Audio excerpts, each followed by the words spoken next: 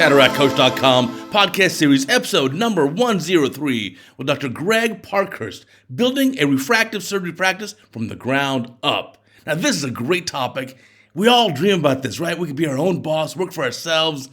But how do you start? How do you build a practice? This podcast will tell you an amazing story of how Greg did this.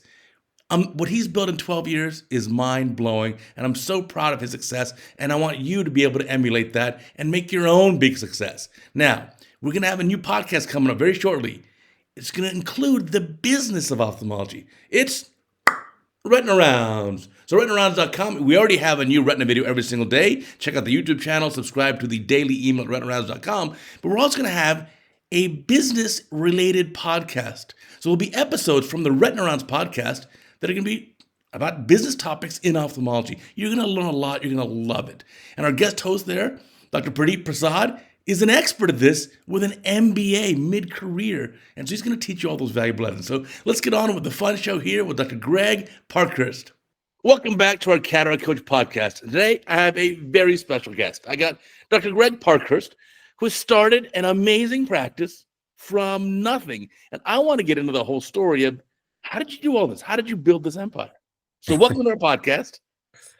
Well, thanks, Uday, for having me. And I've loved following your journey as well with Cataract Coach. This thing's amazing. So I'm happy to be here and participate today. Yeah, we've had a lot of fun with Cataract Coach. Now, I got to admit, man, you've done so much and you don't have any gray hair. I'm looking, you got no gray hair. No gray hair yet. Although, my wife and I have been married for 23 years now. Wow. And she likes to tell the story that she knew me before I had any chest hair. And I do actually have a couple of gray chest hairs. I won't show you them, but that's okay, where we'll pass on those for now. But no, tell us your journey in ophthalmology. So how did you get interested in ophthalmology? How did this all start? Where'd you go to med school? Where'd you do your training? Tell me. Sure. So, I was that kid at 9 years old. When somebody asked me, what are you going to do when you grow up someday? I said, I'm going to be an eye doctor. At 9? Yeah. So I grew up with bad eyes. I had myopia. So, had to go to the optometrist, get glasses all the time. I absolutely hated my glasses as a kid, but I really liked my eye doctors. I grew up in a pretty small town, and the eye doctors sponsored our little league baseball team. And I was like, you know what? These guys in the community, they're cool.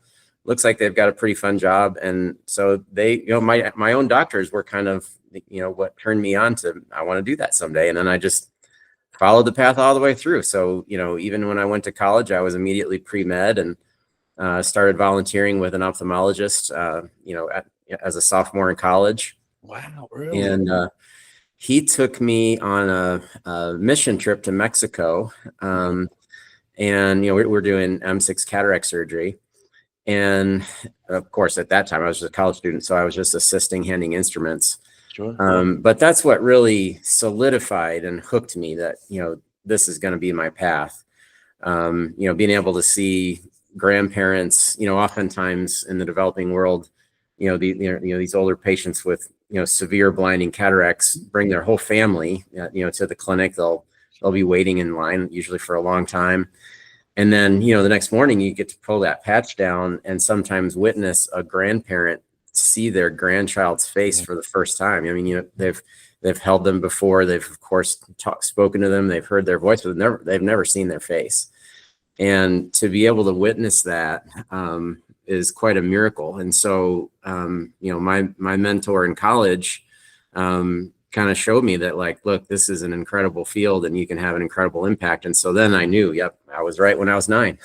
Ophthalmology's it for me. Now, I read a story about you too, though.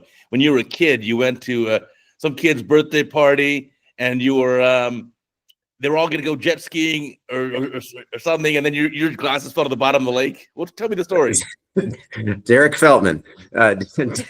Derek Feltman was a real great kid in my class in junior high. And, he was super popular because his family had a boat. And so he was hosting a birthday party, and I was one of the boys that got invited.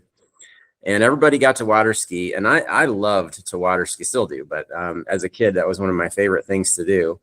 But of course, I had my glasses on. And so when it was my turn to jump in the lake to go skiing, I forgot to take my glasses off and dove in. And there went to the bottom of the lake my glasses. I remember trying to, splashing around trying to grab them.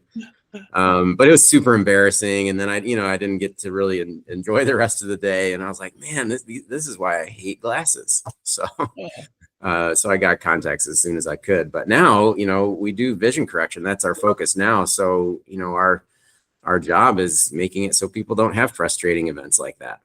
Right. So when did you get your own laser vision correction?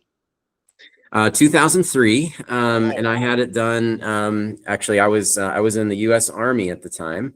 So one of the ways that I decided to pay for medical school, I chose to not go into big debt for medical school. So I did a program through the U.S. military called the Military Scholarship Program, which is kind of like ROTC, and they basically pay your tuition, and then you incur a service obligation a year for year. So I had 8 years active duty in the military, and I had it done in the Army in 2003 on PRK. Oh, fantastic. Yeah. So no more myopia. No more myopia. Yeah. And I guess the presbyopia hasn't hit you just yet. Not yet. I'm starting to notice it a little bit, but I don't need cheaters yet. So yeah, I didn't believe in presbyopia until it happened to me. I was like, what? Yeah. What do you mean? What? But fortunately, I'm a very lucky man. Mine is 2 spherical. Oh, there you go. Okay. So I don't want to give that up. Now I really enjoy my near vision now. Yeah. So you finish med school, you do a residency there in Washington, D.C. at Walter Reed. Right. That's right. And then you decide you want to do vision correction, laser vision correction primarily. Yeah. So, even coming out of residency, I knew I loved cataract surgery, actually. Sure. And we had done a little bit of laser vision correction as military residents. I think, we graduated typically with about 50 eyes of laser vision correction, which I think is more than typical. I think most civilian residencies get barely any exposure to that. Correct. We had done some, but it turned out that the place where I was stationed after residency was here in Texas, Fort Hood, Texas. And the main mission of Fort Hood at that time was doing laser vision correction for troops. So Fort Hood is a huge base. I think the statistic is that by landmass is like the largest military base in the world, and there's a lot of young active duty troops there, and fewer retirees. So in the military, in the DoD, you can access military medical treatment facilities. If you're active duty, if you're a family member of active duty, or if you're a retiree. So it's different from the VA system, you're probably aware. But at Fort Hood, there were fewer retirees. There's not a lot of people that retire and move to Killeen, but there are not many cataract surgeries to do. But our main thing was doing laser vision correction, and we were doing over 3,000 cases a year in our center there at Fort Hood. So I gained a ton of experience, even just learning refractive surgery. It was kind of taught by word of mouth from the other military ophthalmologists that were there. I didn't have formal fellowship training in refractive, but gained a ton of hands-on experience, being put in that high volume environment. So I loved it. And that's when I really realized there, just by repetition, that I really loved refractive surgery. And one of the things that was that I think a meaningful inflection point in my career was when we started doing ICLs. And the way that came about was, as I mentioned, we're at Fort Hood, and during that time there were wars going on with Iraq and Afghanistan. So we would frequently have service members call us in Texas from overseas, and they would say hey, this is my 3rd deployment, and I'm not coming back again with glasses. So put me on the schedule. I'm going to be home in Texas for a couple of weeks. You need to do my laser vision correction. So I remember this one instance in particular. I was an Army captain at the time, and this happened with a command sergeant major, which is the highest ranking enlisted person, and a big, strong guy, older than me. And he came in, he's like, okay, we're doing my LASIK here. I'm getting ready to go back overseas. And I had to look at his corneas, and I realized he was -8 and his corneas were very thin. And I was like, I'm sorry, Sergeant Major, but you don't qualify for laser vision correction. Right. And I began to fear for my own life, because he feared for his, and I had to tell him no. Right. So we started looking for alternative solutions for, for people like that. And so I went to the Dominican Republic and trained with Juan Valle. Oh, great. Yeah. We had him on the podcast. Yeah. So Juan taught me how to do ICL. And then I brought that back to Fort Hood, and we started offering it to people who weren't candidates for laser vision correction for, like the scenario I just described, high myopia, thin cornea, but also even, abnormal topography, keratoconus. And it turned out there were a lot of people that met that criteria. So we did a ton of ICLs and published some papers on it. And that was a really big inflection point in adding ICLs to our refractive surgery platform. So a lot of people define refractive surgery as LASIK and PRK. If you ask, like, general population, what is refractive surgery? That's kind of like the beginning and the end of the definition. Of course, today we have SMILE and refractive lens exchange and refractive cataract surgery, and phakic IOLs are a big part of it too. Yeah, I think today you have to do the whole spectrum of refractive surgery, which is obviously both corneal but also lenticular. Mm-hmm. You got everything. Yeah, and they really go together. I mean, I think you need to be able to do both corneal refractive surgery and lens refractive surgery in order to do well at each of them. You need to be able to do both, because it's not rare we need to combine them even, or, do laser vision correction enhancement on top of a premium IOL, for example. So yeah, absolutely. They go hand in hand. Yeah. So while that volume must have ramped up a lot, and obviously for the patients who are the military patients, that's covered for them. So covered benefit. Right. Yep. So they pay for it another way. Of course, they pay for it with their service and all the, lots of different ways, but not in cash. And so there wasn't a financial roadblock for them to have surgery. So therefore, in the demographic fit, right. So, people in their, 20s and 30s are often ideal candidates for these types of procedures. There was no financial disincentive. And so for that reason, and job specific reasons why it's important, if you're, knocking down doors or jumping in and out of foxholes, your glasses can get knocked off. You can't care for contact lenses in austere environments like that. And so for all those reasons, the line was always long outside of our refractive surgery clinic to do these procedures. For a patient who's, let's say, young, 25 years old, low myope, good corneas, good candidate for corneal laser vision correction, what's the preference there now mostly for the military patients? Is it PRK? Is it LASIK? Is it, corneal lenticular? So, well, it's been several years since I was in the military. I would say that culturally, the most common procedure has always been PRK. Right. And I think that it's not necessarily because the physicians are always recommending it, but rather it's just part of what the troops have had. And so their buddy says, hey, go get PRK. That's what I had. So it's a lot of word of mouth and just culturally part of it.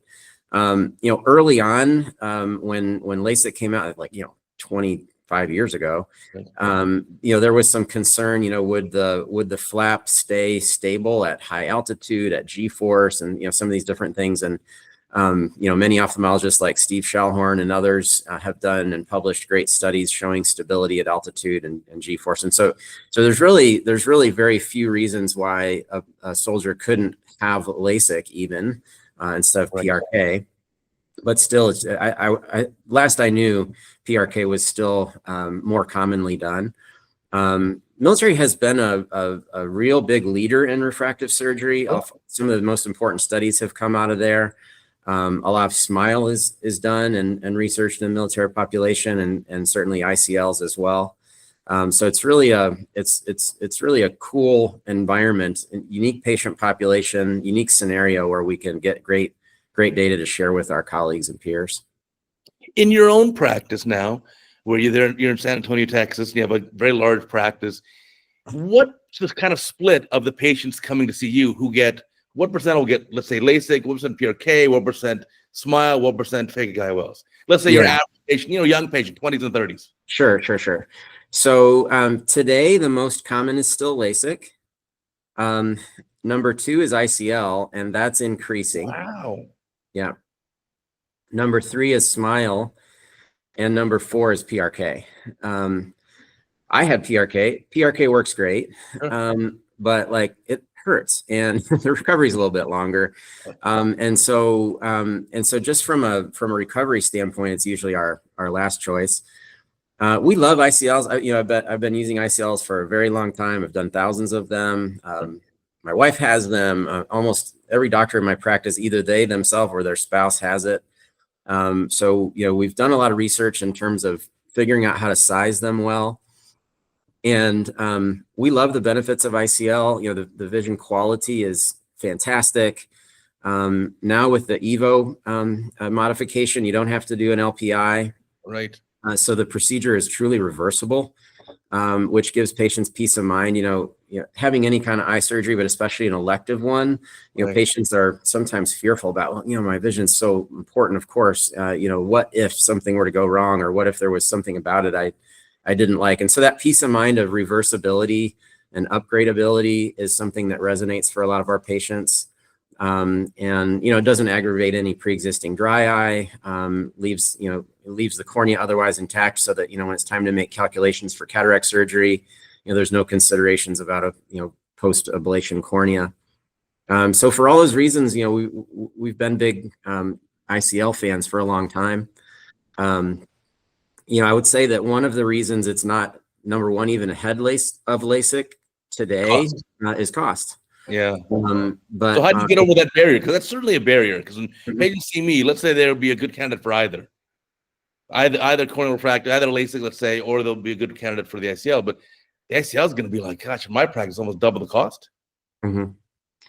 Yeah, as when you own and control your own ASC, you have the ability to control that cost a little bit more. A lot of colleagues of mine, the facility costs to do it at a third-party ambulatory surgery center is so high that's one of the things that makes it cost prohibitive.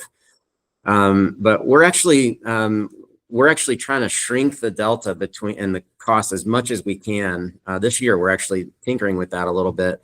Cool. And we're finding that the smaller we can make that gap, not unsurprisingly, more and more people are adopting ICL. So it wouldn't surprise me that in the next couple of years, it even overtakes our LASIK volume as the number one procedure. Wow, interesting. And you've also ramped up in your practice, of course, cataract surgery, because now, that's obviously part of the spectrum of refractive surgery. At what point, let's say for a refractive lens exchange, you have a younger patient, 50-year-old, plano presbyope, want something done. What do you offer? Yeah, refractive lens. I would say that you just described probably the most difficult scenario there is. So for a plano sphere presbyope, right, who's 20/20 or better distance, and they've always seen like an eagle their whole life, and their only problem is presbyopia, our most common recommendation is actually to do blended vision with LASIK. Yeah. So we'll treat one eye and offset them by about, depending on the magnitude of accommodation they have left. But typically the sweet spot's maybe about a diopter and a quarter myopia. And then typically in the non-dominant eye, but not always, we kind of test that and demonstrate it a couple different ways. But I think you were leading me towards, doing offer an RLE in that environment. Yeah, because I've seen it here. I don't offer it. If you're a 50-year-old who's a plano presbyope, and you've got great uncorrected distance vision, I offer what you're offering, which is LASIK in one eye to give you a little bit of a monovision or blended vision. Yeah, because we've found that even with the modern multifocal, trifocal platform, we've got some awesome IOLs today. We use them a lot, all the time in cataract surgery, and very frequently for RLE in patients who have ametropia in addition to presbyopia. Right. But that scenario you just described right there, we have found that the distance quality the virgin eye is used to is still superior to what they get in pseudophakia, and so we found they do better with a blend. I got even a harder patient for you. You got someone who's, let's say, early to mid 50s, -2 sphere, and says, just fix my distance vision, but don't touch my near vision. Now what? Oh, we get it all the time, especially with the cataract patients. And we're like, well, we could use this multifocal. And they're like, no, my near vision's fine. All I need you to work on my distance. I was like, yeah, but it's not so simple. So we have good success using trifocal IOLs in those patients. So we've, for the last several years, our most common lens has been Panoptix. More recently, we're really liking Odyssey and Envy as well. So it's great to see multiple IOLs kind of coming into the space, because I think the competition, rises tides for all the boats, and just all that innovation just creates better and better lenses for our patients. Yeah, for sure. I love seeing the other lenses available today. And honestly, I think all three of those are very good lenses. Yeah, I want more options, not fewer. So keep bringing on the options. I'll take them all. Yeah. We can tailor. We've had good success doing a refractive lens exchange in a low myope presbyope with those IOLs. Yeah. Yeah. Well, obviously the slam dunk one is the ones for like the higher hyperopes. 50-year-old plus 3 or 4. That's like very happy. Everything's better. There's essentially no trade-off. Right. Everything gets better. Like with the myopes, you have to talk about, like, there's some trade-off here. Right. You're going to be gaining dramatically better distance vision. You might give up a little near. You're going to see some rings and halos. There's no doubt about it. We have we have little cards that we use that demonstrate halos around headlights. Okay. And we have patients initial next to that drawing that demonstrates we've talked about that ahead of time, and we say you will see them. It's not maybe. We say you absolutely will see these. Right. But what we found is that most people neuroadapt, and by 6 months, it's extremely rare someone asks for the lens to be explanted. So that coaching ahead of time gets past that side effect issue. But I think the quality of the near is actually really good with all three of those lenses I just mentioned. For sure. Now in your practice, you're also bringing in now. You're doing more glaucoma work, and you even have an oculoplastics colleague. We do, yeah. So Brett Davies is a military colleague of mine as well. He's still active duty in the U.S. Air Force here in San Antonio. He runs the residency there, and part-time, a few times a month, he's able to come over and do some part-time work with us, oculoplastics, and he's been doing that for several years. So it's great having him. And then we do some glaucoma, not a lot. Most of the glaucoma we do is in conjunction with cataract surgery. So, like MIGS, and we're getting into iDose and things like that. And we do quite a bit of clinical research. So we've been working specifically with Glaukos, has been the primary one we've worked with over the years with some of their various MIGS devices. We were involved in the Elios excimer study as well. So a few different MIGS, but I wouldn't say glaucoma is our focus. It's usually kind of an adjunct to something we're doing when we're treating a cataract patient. Gotcha. Yeah, you've got for an amazing spectrum of procedures there. And you also started an amazing fellowship. Tell me about your fellowship, because we've seen a big change. Back 20 years ago when I did residency or more, it was just, there were these types of fellowships were high surgical volume, and like the full spectrum of truly refractive surgery just didn't exist. It was either do a cornea fellowship and mostly take care of corneal ulcers and do PKPs, or you just kind of had to learn LASIK on your own. Yeah, that's right. So I think that you're absolutely right, that if you wanted to get a fellowship in refractive, the avenue to that was to do a corneal fellowship. Right. And oftentimes the refractive piece of that, as you just mentioned, was relatively little. It's probably like 90% cornea and 10% at best refractive.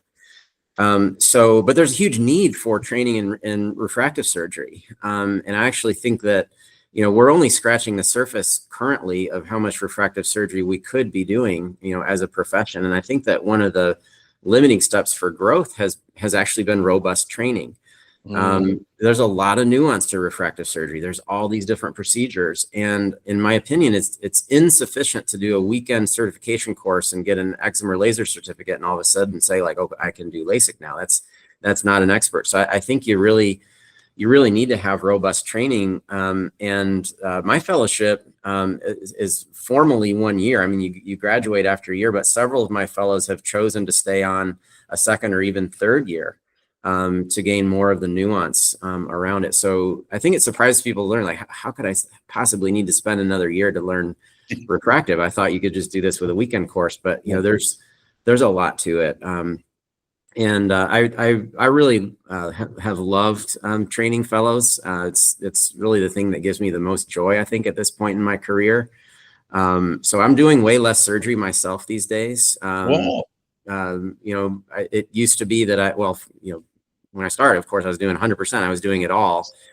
And then since I've brought on several fellows now, I've slowly, just decreased. So I'm only doing about 15% of the surgery in the practice today. And the fellow and my associate, Lauren Libfrein, does the rest. Well, that's great. Yeah. How many years have you been doing the fellowship for, or offering it? Just matched our 5th fellow. So yeah, I guess 5 or 6 years now. Yeah. Yeah. Well, So that's great. It sounds like the fellows are getting amazing surgical volume during that year. they really are. Brett Mueller was my first fellow. And I didn't really know exactly what to tell him when we started in terms of like how much volume was it going to be. I just said what I think is you'll get to do as much as you want, and once you get tired, I'll do the rest. Like, it doesn't matter. I don't think there'll be a paucity of cases for you. But what I didn't know was how the patients and referring doctors were going to accept having someone else whose name wasn't on the wall like mine is. And I probably had some ego attached, thinking like, oh, people are going to actually be asking for me. But what I found is like, no, the patients don't care.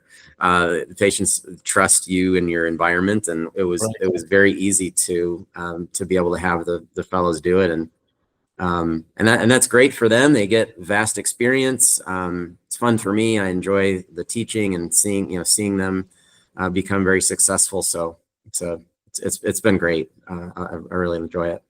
That's fantastic. So how did you start your fellowship? Your practice? You finished your training and you said, okay, I'm just gonna hang a shingle. How did this all evolve? So I came out of the Army having had done lots of refractive surgery. And as a pretty young surgeon at that time, I was recruited quite a bit by the headhunters and recruiters looking for various practices that wanted to bring in a refractive surgeon. So kind of interviewed all over the place and tried to figure out where to land. And the first practice I landed in, awesome place, and really learned a lot about cataract surgery during my experience there. And it was a little tricky to fit the culture of refractive surgery in the business culture of refractive surgery into a very busy cataract practice that wasn't necessarily refractive oriented. And so spent a year there. And then after that, I ended up doing finally get formal training in a fellowship in refractive surgery with Stephen Slade in Houston. Oh, fantastic. And the things that Steve and Rick Baker taught me were really more around the business development of how do you set up the business of a refractive surgery clinic? Because I already felt pretty confident in the clinical and surgical ability, decision making, things like that. But coming out of the military, I had no idea, what a civilian medical practice was like. How does insurance fit in? How do you even what's a CPT code? So like learning the business elements of insurance and non-covered services like we do in refractive surgery was really what I gained in my fellowship training there. And then as I was completing my fellowship in Houston, we started putting in the work in place to found a practice in San Antonio. I won't bore you or anyone listening with a lot of the details, but a lot of it kind of came together through word of mouth and maybe some divine intervention with some things that just kind of happened. There's an optometry school here in San Antonio called the Rosenberg School of Optometry. It's only one of 2 optometry schools in the state of Texas. Okay. And they recognized at that time there was a need for their school to start teaching the pre and post-op care of surgery more. Mm-hmm. And what they kind of realized is that as an optometrist, there's a lot of pressures. If you're just in the business of doing retail optometry, selling glasses and contacts, there was a lot of pressure with 1-800 contacts, things like Warby Parker. For sure. And so the school identified that they needed to transition to more of a service-oriented profession, and learning how to do pre and post-op care of common things like cataract surgery and LASIK was one of the ways that they could provide more of a service, less so retail. So they were keen to have an ophthalmologist that would be willing to teach pre and post-op care of the surgery, and we were able to come in and actually start the practice inside of the optometry school clinic. Oh, wow. We opened up in about 5,000 square feet, put a laser center in there, Now, I do want to clarify, I didn't and have not taught any optometrists how to do surgery itself. But we did think it's really beneficial for them to learn to not be afraid of these surgeries and know when to recommend them to their patients and know how to talk about the various surgeries beforehand and manage the patients postoperatively. And from a division of labor perspective, especially with all the demographics of our patients, we're going to really need ophthalmologists and optometrists that know how to work together and do really good quality co-management to deliver the outcomes to our patients that they expect. And so that's what we that's what we started doing. And there was also a large community of optometrists in our community that wanted to support this, and so referred patients for cataract surgery and research studies and refractive surgery, and that model kind of grew. So we started in 2013, and then by 2019 we moved from 5,000 square feet into where we now inhabit, which is 40,000 square feet with an on-site AS 3-room OR and 12 total doctors, optometrists, ophthalmologists, optometric resident, the ophthalmology fellow, as I mentioned. So it's a very collaborative, everybody's on an even field. It's not hierarchical. The MDs and the ODs have a lot of respect for each other and kind of recognize the skill set that each brings to the equation. And and we truly work together to deliver a care experience to our patients. So it's a fun environment. Well, it's amazing growth in about like a dozen years. Yeah. That's fantastic. That is it. I see the output, but the input to achieve that is so much work. Oh my gosh, you have probably been working nonstop for a dozen years then.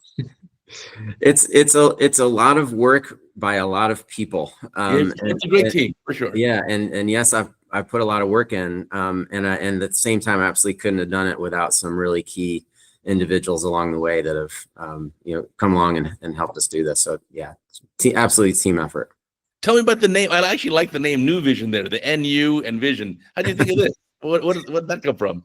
So that wasn't my idea. That existed before I came here. So there was I mentioned the group of optometrists in the community that were supporting the practice with surgical referrals.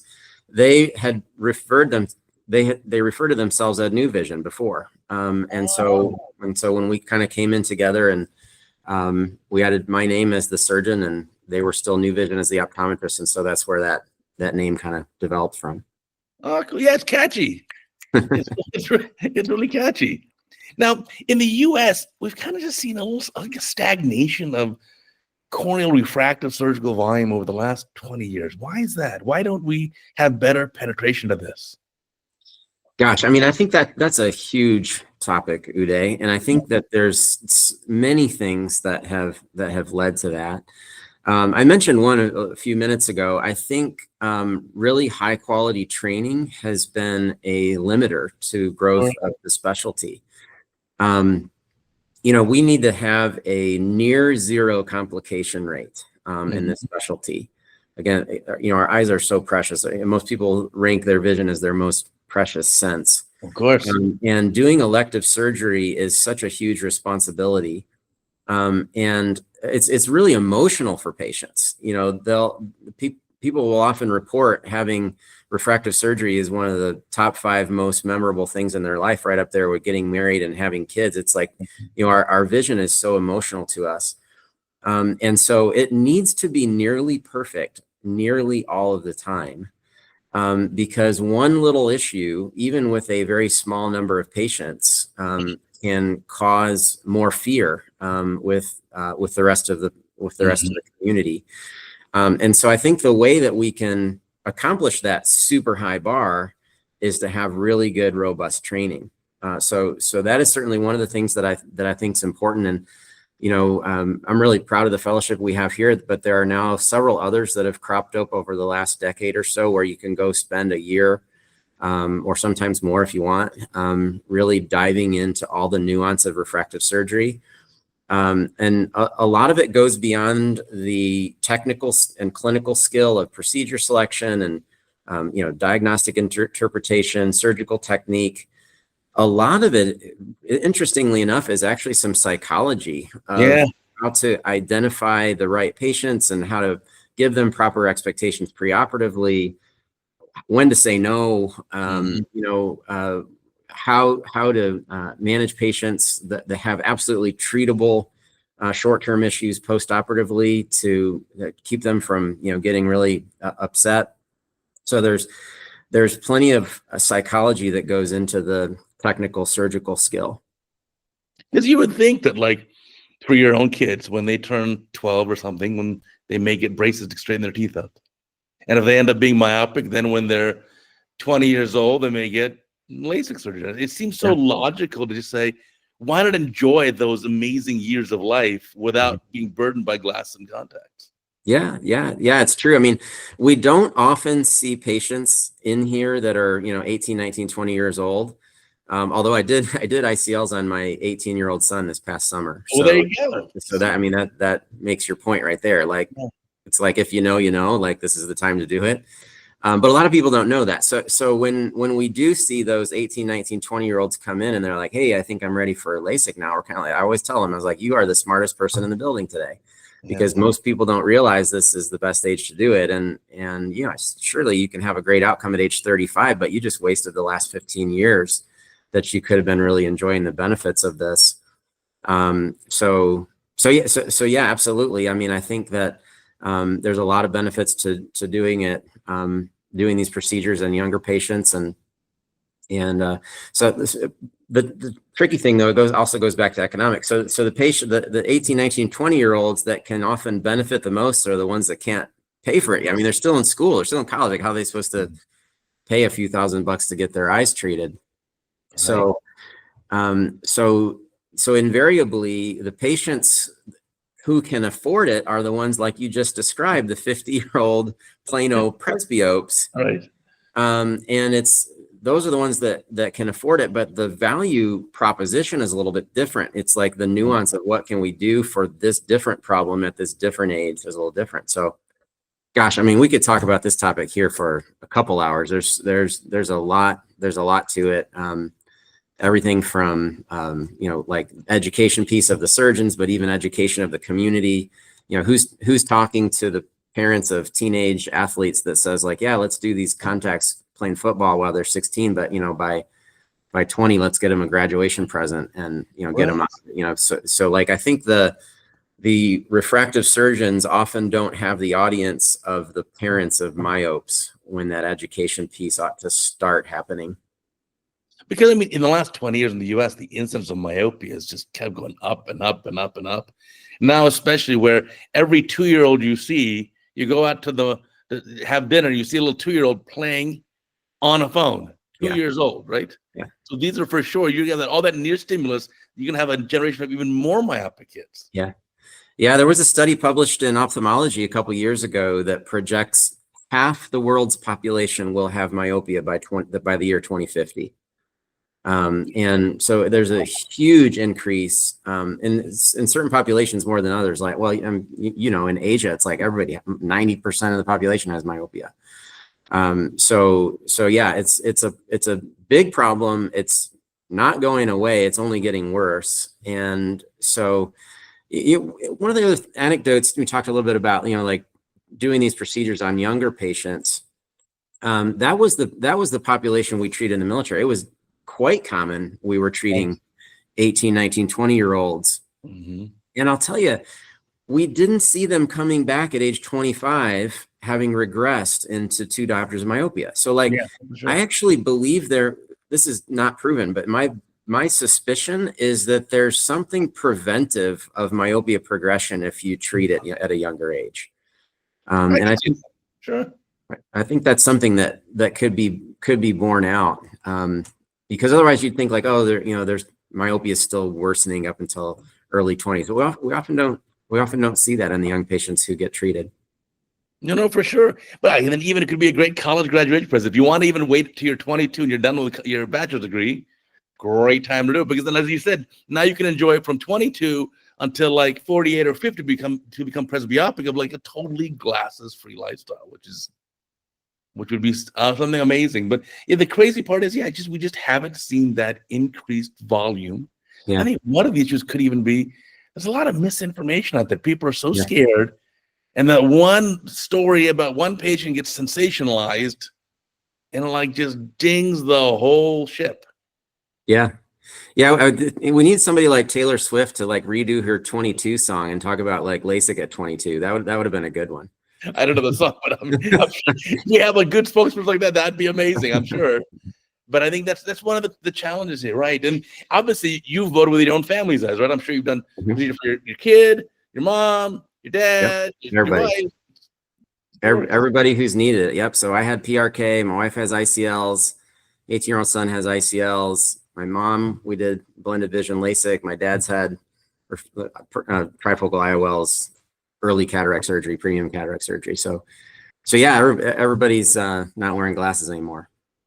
Yeah, it's a neat thing. So I guess time will tell. But I think, with the increasing of myopia, the increased incidence there, it's just such a huge demand. Mm-hmm. But I just know, even like me, I could do more volume now.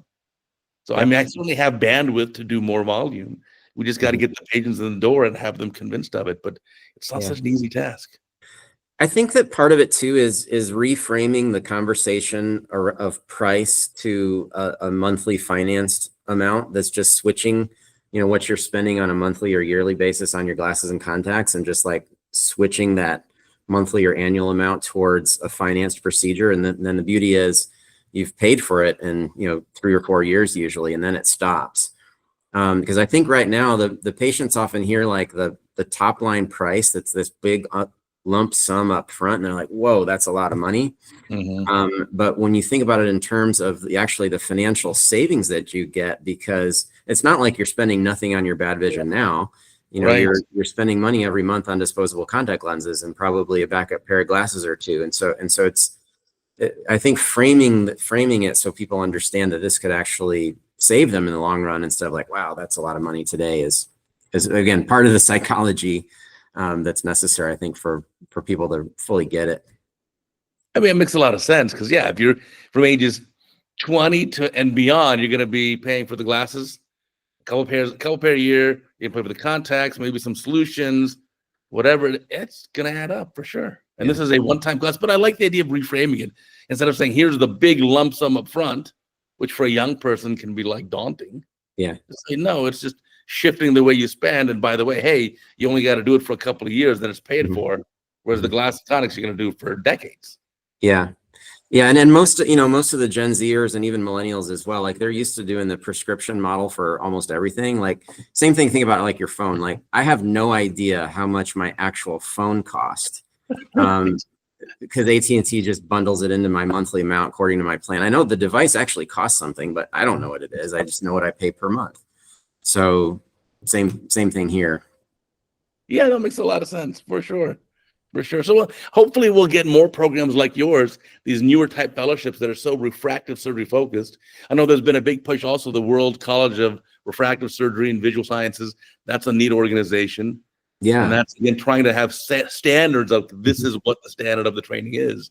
I think that should help too. Yeah, absolutely. I think standardized training is really necessary. And one of the things the World College is trying to do is model the training environment after the aviation industry, where everybody needs to be checked off on these same things, so that, if you go for LASIK in Los Angeles, you're going to get the same quality in terms of like, you can trust your surgeon, just like you can trust your pilot flying the 747 is trained on all the necessary equipment and all the necessary technology to make a safe outcome. And that's something that we just really have not had in refractive surgery to date. Of course, we have board certification in ophthalmology, and our residencies are certified. But like, as we were talking earlier, when Brett Mueller looked at this a couple years ago, and the median number of laser vision correction procedures performed by graduating U.S. residents was 0. The median number was 0. Oh, for sure. Yeah, and the only the requirements, if you look at the ACGME requirements to graduate ophthalmology residency, is to perform or observe, and those two words are important, perform or observe 6 corneal refractive procedures, of which an LRI counts. So you Right. could watch your attending do 6 LRIs and you're checked off to do refractive surgery. This is crazy. Like you need you need a lot more than that. So standards and training, I think, is going to be one of the things that'll really help. Allow refractive surgery to achieve its full potential. Yeah, I think so. I think so. But yeah, the ACGME standard is. I had a video on CataractCoach. I think the cataract number for residency is like, I don't know, 80 something. Mm-hmm. That's a very small number, and that's, I don't know how many of those are observe versus perform or assist. Yeah. But it's obviously you need more hands on there. But I think your program like yours is going to really change the way this is being done. And we see more and more of these fellowships in the last 5 years. I think a lot have popped up. That's right. Yeah. Which I think is fantastic. We typically have about 50 applicants for our one spot. Wow. So I mean that tells you like the demand versus supply mismatch. There's not enough places that do the training. There's a lot of people who want to get it. Wow. So, I didn't realize that much. How do you choose that? Out of 50, I wouldn't even know how to choose. Yeah, I mean it's a process, right? I mean you look at the letters, you look at the, here's for anyone who's applying next year, I'll tell you a secret. Sure. The first thing I look at on every application is the personal statement. I read the personal statement. I was like, does this person really want to do refractive surgery, or are they interested in cornea? Because we're not cornea. I want to train someone who wants to be trained in what we teach here. So that actually weeded out quite a few of them. And then once I realized, okay, this batch actually wants to learn refractive, then the traditional stuff. You go to letters and scores, and then we host a couple interview dates. So we'll typically interview about 10 people in person. We require an in-person interview. The last couple of years, a lot of it's been done by video conference like this, but we like to be able to like meet people in person for such an important decision, like who are we going to spend the next year with. And then the last thing we do is we ask them to send surgical videos from doing cataract surgery. Oh, yeah. I love that. Mm-hmm. That's a great idea. What do you look for in the cataract surgery? It's amazing how quickly you can tell. I mean, you probably know this with all the residents you've trained over the years. I think you can tell someone who's got pretty good hands versus someone who needs a lot more training, within the first few seconds of watching the video. I mean, even just like making the incisions, you can already tell. So, and then the other thing to see is like, presumably these videos are like the best there is. Those are the ones they chose to send. So you kind of think about like, okay, well, this is like as good as it gets. Of course, the cherry picked. Yeah, how far do we have to go from here? And so sometimes that can make a difference because in a high volume place like ours, and the requirements that like there's a near zero complication rate, like we have to hit the ground running with surgical skill, and then treat the nuance. And having adequate cataract surgery skills is important. Oh, I think I love the idea of asking for a video because you can tell right away. You can see what they've learned and how they move their hands, even simple things. How's the draping? Does the eye stay in primary? Let me say you made that incision. The little details tell a lot. And I think it's important to have someone has the enthusiasm for learning. Someone who wants to be that sponge is going to be happy about doing an extra case. 100%. Yep. So and we try to be real clear that our program is high volume, and it's not necessarily long hours. We're just real efficient about it. But you got to be ready to and want to do a lot of surgery to be happy in our program. And so it's kind of like this matchmaking problem, because there's people that want something else, and so we want to try to find the right fit so that everybody's successful. Yeah, when I was interviewing, I did academics half-time for about 22 years. Stopped doing that a few years ago. But my favorite questions for interviewing residency applicants was just only had two questions. One was, tell me something you taught yourself outside of medicine in the last few years. Like, can you teach yourself? Yeah. And he said, I actually learned to play guitar. Or ukulele. I picked it up by watching YouTube videos I like. Yeah. Second is, I would just say, describe me, what would be your perfect day of residency? Like, you're a senior resident, describe me that perfect day. Well, you better describe our program. I mean, hello, because that's all we got to offer. Right. So Right. you're Yeah, doing those are good. that. Yeah, I like those. I'm gonna steal those, Uday. Yeah, those are, I mean, to me, that I only had 2 questions. That's it. Yeah. And because we did very brief interviews because all the faculty wanted to interview. So we ended up doing was, I think each applicant would do 10 or 12 interviews, each lasting like just 10, 15 minutes, like quick. Hmm. So we could get to meet everyone. Yeah. It's hard. It's not a lot of time to get to know someone, and maybe it's like a 15-minute interview or something like that. And but I've been super lucky. I've had some of the most amazing fellows. I'm so proud of everything that they're doing, and they teach me stuff. I mean, they're just awesome. What So, kind of volume will they get in a year? What are the numbers? oh gosh, they'll do well over 1,000 cataracts. Wow, 20 a week. That's a clip. Oh yeah. I mean, so what I've told them, my judge of have they been sufficiently trained in cataract surgery is if they can execute a 40 surgery a day by themselves with no assistance. If they can do 40 in a day, I've trained them to the point they're ready. So that's how I measure, like, did they meet the mark? And so, yeah, they do a lot of cataract surgery, and then a similar number of refractive, all included. So that's usually going to be, a couple hundred ICLs, a few hundred LASIK, 50 SMILE, something like that. Greg, tell me about the work you're doing with your foundation. Yeah. So the Visual Freedom Foundation is something I'm really excited about, and this is a program where we're trying to reach people in the developing world that were born with severe refractive errors that have never had the opportunity to even get a pair of glasses. Certainly, they don't have the infrastructure to get contact lenses. There's many different charities out there. I've participated in some of them. I know you have too, where you can deliver cataract surgery in the developing world. And those are awesome. However, the unmet need that exists is, let's say, young working force people with severe myopia. You're just as blind if you're minus 15 with no glasses or contacts as you are if you have a 4+ nuclear sclerotic cataract.